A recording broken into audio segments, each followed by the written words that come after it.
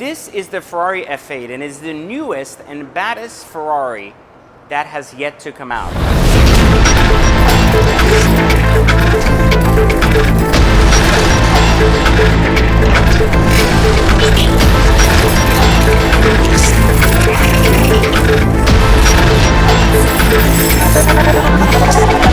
You know, one of the most interesting things about this car is I have never gotten as many calls and texts from people saying that basically it looks like a Corvette C8. You know, like everybody's like, it looks like a Corvette. So I'm looking at it and I'm like, it doesn't look anything like a Corvette. So I decided yesterday to do a little experiment and basically go down into the profiles of the people that keep telling me it looks like Corvette C8. And there's basically a commonality between the two types of people that say it looks like Corvette C8. First, they're either blind, or two, they're poor. If you're blind, then you're usually poor because you can't get much done. And if you're poor, you're usually blind because you want to justify why your Corvette C8 looks like this, which it really looks nothing like a Corvette C8 on any level, anywhere. So why a poor person would think this looks like a Corvette C8 is beyond me, but I've started to kind of understand. I think every Corvette C8 person basically wants to justify why they couldn't afford this, so they bought a C8. And they're trying to justify why they didn't need to afford it because their C8 is better. Yeah, it doesn't make any sense, right? So stop being poor, start leveling up and buying shit like this. It makes more sense. Anyways, today we're looking at the C8 Corvette. You see what I did there? You like that? You see, I'd say we're looking at C8 Corvette just for you, for that one guy sitting there in front of his computer like, I was going to put a mean comment, but you said it. No, I did not. I did not say it. But for you, I just said it right now. Does it make you feel warm inside? Do you feel better for the moment? Okay, I'm glad you do. It's very good. Now back to the F8 Ferrari, not the C8 Corvette. Don't get it wrong. So this is actually a very interesting car for me because I was a big anti-488 fan for the Ferrari. I thought the 488 was one of the ugliest cars that has come out from Ferrari. I thought it didn't make sense. It didn't drive well. It really basically was an anti-Ferrari car for me. The Pista brought that a little bit back, but it still wasn't really true Ferrari at its best. It was more modernized Ferrari, more plasticky Ferrari. And the F8 does something really different. It actually looks good in my opinion, which I thought the 488 was really weird. It didn't flow. It had these weird front end things that just really didn't flow at all. And the hood was weird and the headlights were bizarre. And I can tell you something really interesting about the F8, and it's that it drives better than a 488, it looks better than a 488, but it's still really far away from what Ferrari should be. And one of the issues I have with this car right away is that while it looks a lot better than before, it still doesn't evoke emotion like the 458, and it doesn't take you back to the 458 days. And I guess it's my own way of saying maybe the old Ferrari we know is dead, and maybe the new Ferrari is the more plastic Ferrari unless you're buying higher end models. We saw this with Lamborghini with the Huracan. I called the Huracan one of the worst pieces of shit on the market, and I called the Performante one of the best exotics ever made. So you can kind of start seeing these transitions that manufacturers are starting to put more attention on the higher end models where people are spending the money and less attention on these more plastic models where they're basically cramming up production to get more units out. And so I really think this is a better attempt at Ferrari of moving forward, but I really think it's moving forward in a direction away from its roots, which really leads you to think, are the roots of Ferrari about creating exclusive cars, or are the roots of Ferrari really about creating revenue for the company? And I think this is going to be a huge revenue generator for them because it is a significantly better looking car and better car than the 488. And I think that's going to attract a massive crowd to this car, especially with a sticker price in the mid-2s and spec like this in the low 3s. So I think it's a cool car. Now, is it cool enough compared to other cars on the market for $300K? We're going to look at that in depth today and really see how big of an improvement it is over the 488, and more importantly, if it and how it compares to the $300K range. Now, I want to give you a disclosure. I don't give a shit the way most people care. Like most of the reviews you see on YouTube are basically like, I bought this car, this is my dream, this is my everything, and therefore it's the greatest thing on earth. And I'm the opposite. I'm like, I don't give a shit for cars. I buy them drive them, own them in a way that basically allows you to understand what's right and wrong with them from every perspective, from the money to the function to the design to the performance. And I basically compare them to like what the company is doing. Now, you may not agree with my reviews, but they're very raw, they're very brutal, and they don't come from the perspective of some kid sitting in a garage that borrowed a car for a day. They come from a perspective of someone who's put their money where their mouth is and actually bought something to experience it. And I'm going to share with you that experience from design to function to everything else. So let's get straight on with this F8 review. And remember, it's not a C8.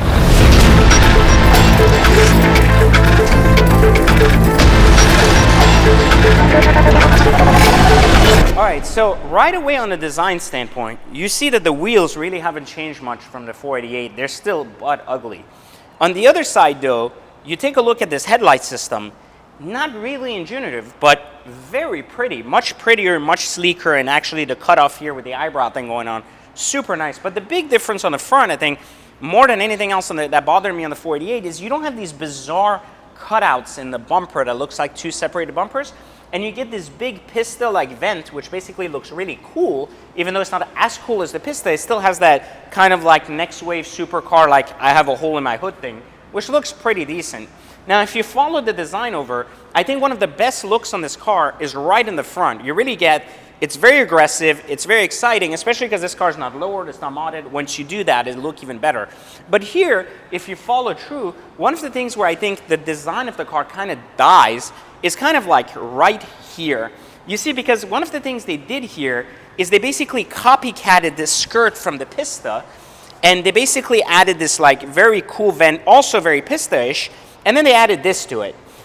Here's where it gets a little bit weird. You see, the Pista has a very like bulky front, and the side skirt comes all the way down, versus this creates this kind of like warp here, which gives it kind of like this missing middle piece. So almost like it needs a body kit to have that mean stance, and it just doesn't get that. This is kind of bizarre, and I can see why getting this in carbon would really help the design. But basically, this part just doesn't flow on this car as well as it does on the Pista. Then if you follow here, though, you have an incredible new kind of like plexiglass system, just like the Pista, and it has these holes in it, which I think is really cool. I think that's cool from a design standpoint. I don't know about the functionality of letting water there, especially because they're very usable exotic. Now, on the other hand, on the back end here, you have two instead of one taillight, which is very different from the 488 models. And then you have the center mount exhaust. Now, from the rear, I will say it is very pretty with the flow. But one of the things you can see here is they basically took a lot of the Pista cues from the 488 and toned them down for this car, and it kind of made them like rounder around the surface. Like here with the Pista, you have this kind of thing floating, and this is a much larger open space. The spoiler is more compact. So basically what you get is you get a lot of aggression with the Pista design, and you get a lot of softness with the F8 design, which I think is one of the kind of, you know, attempt to bringing the Pista personality into the F8 that just doesn't really work. Now, on the inside, I'm going to basically tell you a little bit about the inside, and then we'll go for a drive, and I'll show you the difference. This is a fairly base model, meaning like it does not have a lot of carbon or anything, so we're going to overlook the fact that it doesn't have carbon because it is an option, you can spec it. But I think one of the things you'll see here is the seat isn't that exciting. While the stitch pattern is great, there's a lot of plasticky feel to it. Like, now, this feel is good and bad because you see in previous models you had what you call sticky buttons where the plastic would turn bad with the sun, but in this model you clearly have plastic like a Ford Focus, so it's good and bad because I don't think it's going to ever get sticky. Now, you see in a huge improved steering wheel, huge. I think it's square bottom, it's just really pretty, it works really well, it fits in your hand really well, and the features and functions kind of resonate with what you had before. So overall on the inside, you know, I don't really see any improvement. I just see kind of a change in quality, and I just don't think that even looking at some of the carbon fiber inside, I just don't see it. Like, I just don't get why Ferrari insists on making interiors like this when it's basically making such advanced designs. I think the interior is at best average, not just because of the spec though. I'm taking in consideration that someone could spec this like crazy, but then again we go into a mode where you're like, talking about huge amounts of money over.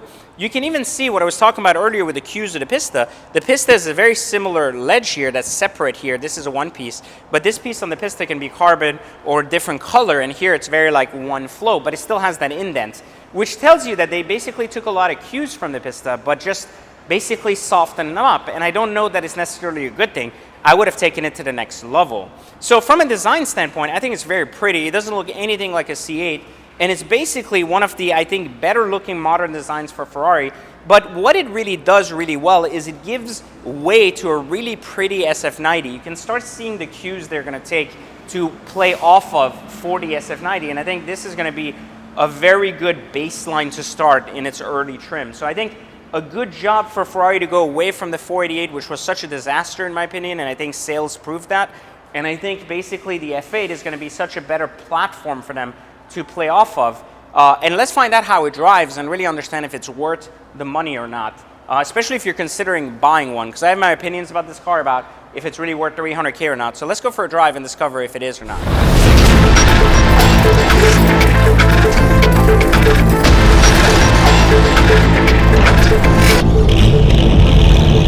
So on the surface, like I was saying earlier, right, you really see basically the change here in the dash. The main thing you see, like I was saying, are these plastic pieces, which are basically now real plastic instead of that sticky button shit, which is really good because I don't think we'll have sticky button issues over time. You also see this new basic like kind of second zone LED thing missing here, but you see the digital display here with the air conditioning climate, which is a big deal. The lift is now here instead of here on the pista, and then basically you have your camera system and your parking system. It's all here. Continued with basically the Ferrari outline, you have all of this stuff here for the engine start stop tow and the basic lights, and then here you have this horribly ugly Alcantara, or it's not really Alcantara, it's whatever the fuck it is, it's horrible. So this is again where we can get to feeling special, like all of these little things you can add money to, but then the cost goes so high, you basically are better off buying a pista. So if you look here, basically you have this carbon zone in the middle, but honestly this is what I was kind of saying. It just doesn't look that exciting for carbon, so I don't really know that it's worth putting more money in carbon in such a base car. The other things here is you have a lot of room here basically for storage, and you also have a glove compartment, which is very useful compared to cars like the Pista that do not, and you have the upgraded sound. Otherwise, everything else is pretty standard, and like I said earlier, you have this better, much cooler looking steering wheel, which in the SF90 is supposed to be all digital, which will be cool, and you have again the same modes as you have otherwise. The big difference though, the windshield wiper is now no longer a button basic display. It has these different options to basically have 1 time, 2 time, or whatever else. And so that's the gist of it inside. Now let's go for a drive and really see how much we really enjoy this compared to a 488 in Pista. So my biggest complaint with the 488 was basically the huge turbo lag, and just that basically the car wasn't that exciting to drive. It drove like a 911 turbo. It was very usable, but it wasn't exciting, and I think that's one of the things that made a big difference in how the car was perceived compared to the 458 that had a much raw feel. The 458 though also had an issue that it didn't really kick in until late. Like the valves didn't open until late. It was very usable at low RPMs, like in your neighborhood without getting waking up your neighbors. But I also question kind of building these cars to be used as daily drivers where 90% of the population that owns them isn't really using them as daily driven cars. So there is always that kind of gap where you're basically building cars to be usable for people that aren't using them the way you're building them for. So it doesn't really make a lot of sense. So that's one of the kind of objections I have there in general with, you know, making the 458 so quiet. The 488 on the other hand is just more quiet because it's a turbo car. And then now you have this F8 that actually sounds a lot better than both the 458 and the 488 at low RPMs and higher RPMs. And you can really hear it. I'm not even trying, and you really hear the noise. It's exciting. It sounds good. The new LED display here on the steering wheel is a little bit better than before, and it's a lot more responsive and usable. Otherwise, it's pretty much the exact same interface as a 488 or Pista, and there's nothing really special here about it. However, you really hear the car. It's a lot more engaging than the 488 from a drive standpoint. It's not as throaty or exciting as a Pista, but compared to what its predecessor was, the 488, I think it's a huge improvement. And I think the driving isn't really sharp with the steering wheel, but I think it's what you expect in a more usable car like the F8 compared to the 488, right? So again, a very usable steering wheel, a very loose kind of feeling, It gets a little bit better as you kind of change the modes, but still a very loose feeling. Transmission is lightning fast. These are just, they just keep getting better and better. You know, I used to think the Pista was like that way because it was just better, but really I think that's just the future of Ferrari transmissions. They're like brutally fast. These are also weird for me because they don't go all the way down like the Pista, so it's like a bizarre. I've always never really understood why Ferrari puts them up here instead of like all have them come down thoroughly to be in the middle where most people are used to grabbing. But otherwise, I mean, it's a very good driving car. Like I say, it's a lot of fun to drive. It's got power. Even here, we're going to test it a little bit in the rain, see if we, if we can gain any type of traction or it's annoying. But overall, I think it's comfortable. There's no noise in the cabin, but there's still a little bit of that throatiness from the back. Man, I think it's just a cool car. I guess the only issue I have with the basic drive of it is it's not really exciting. Like, I mean, it's got power, I can tell you that. Like, you feel it in every gear, and it's really on demand. The turbo lag is a lot better than the 488, like a lot better. And I think the design is a lot better than the 488. So I think in general, huge improvement over the 488, like night and day. Just the front alone, I think, deserves an award compared to the 488. Now, side is basically a stolen Pista side skirt with a stolen Pista rear fender, and basically a new side skirt that doesn't look as aggressive or as attractive. But I mean, it takes cues from the Pista and it basically projects the future. But I think the biggest, I guess, lack of improvement for me is really, I just don't really love this interface. I think it's like really like blah. This thing for the radio and stuff has always been useless. Like, I mean, generation after generation, Ferrari couldn't fuck up a radio any worse. I think that's like the dumbest interface of how to find a song or any of that shit. I mean, it's so brutally fucked, it's not even funny. And then on this side, when you're going through the menus, it's basically like there's no way to remember what the fuck is what. It's so bad, like with the menu as well, that it's also very disconnected from what the fuck's going on. So no matter how you look at it, it's basically like same useless interface, much better design, and just a really weird middle ground where it's better than 488, it's not as good as a Pista, and it's a lot cheaper than a Pista, and it's the same price as a 488, like maybe slightly a little bit more expensive. Like, we're not talking about that much more, but I just, I guess the F8 is an interesting platform for where Ferrari is going from a design standpoint, and the 488 was really basically the same kind of feeling, right? A turbo car. And I think we're just going to have to get used to the fact that we're going further and further away from having a raw, exciting exotics and more usable, daily driven exotics, which is okay, I guess. But it's why I feel like it makes cars like the Pista, the Speciale, the TDF so much more exciting, because they're a breed that's slowly starting to disappear or is starting to hit a dollar ratio that is going to be unaffordable for most. I mean, we're talking about a 200K difference between this and my Pista.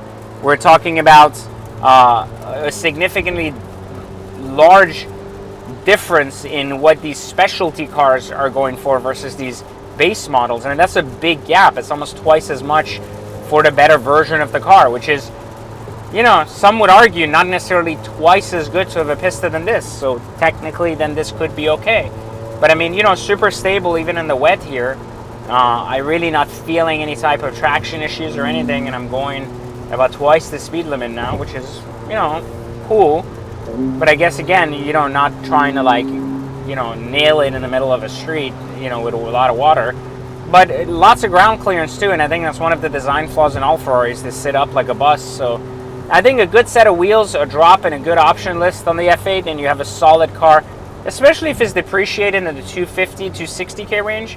I feel the competitors there are more leverageable to this. Like, if I had to pick between a base Huracan Evo or this, you see, like, interior-wise, as first time I'm going to say this in my life, I'd pick a Huracan Evo on the interior compared to a Ferrari. And this is why it's getting so weird, because there's so much oddness now to this car market where every manufacturer is basically making everything. And it's like Lamborghini is making, crazy hypercars for the road like the SVJ, and Ferrari's making Huracan-like cars that don't even have as nice interiors as Lamborghini. So it's completely bonkers. It doesn't make any sense anymore. And I think that's what happens when all these brands lose themselves in their ability to kind of convey a message to the audience. I think, however, I will say that Lamborghini, I think, does a much better job at connecting with its audience and understanding what its audience wants in design and function and kind of in the future. And I think that's why their cars have held so well in value, significantly better than in the past, where you would see a Ferrari depreciating significantly less than a Lamborghini, and that's no longer the case. I mean, you're having, huge discounts on some of these Ferraris, and you're not getting the same discounts on the Lamborghinis immediately. You're seeing better price points for Lamborghini. So I think all of that is gonna change the way the industry works. Sometimes the combination of certain kind of manufacturers works well. Like we saw the Bentley basically taking over the whole Porsche design and Porsche kind of mentality of how they do electronics, and it's worked light years ahead on the new Bentley GT. And now we've seen kind of this toning down the Ferrari to a degree where it's Porsche-ish. And the question is, would a Porsche buyer want this? Maybe. I personally wouldn't. I don't think that I would want this from a 911, but I also think that it's going to take a little bit more road time to really see why this car is special. And what scares me about it is that maybe it's not. And I think that's what makes the difference between my fear of where the F8 is and where a Pista was. I think that maybe it's possible that this car isn't actually going to ever feel like a special Ferrari. And I guess that's it. That's my review of the F8. Hopefully you guys saw some clarity in it. And again, I'm sorry if you guys felt offended by the fact that you thought this looked like a C8 Corvette. It doesn't. It has nothing to do with it. And it should never be compared to one, because at least I wouldn't even insult it that way, because I think it's extremely insulting to think that. And anyways, so click the link below.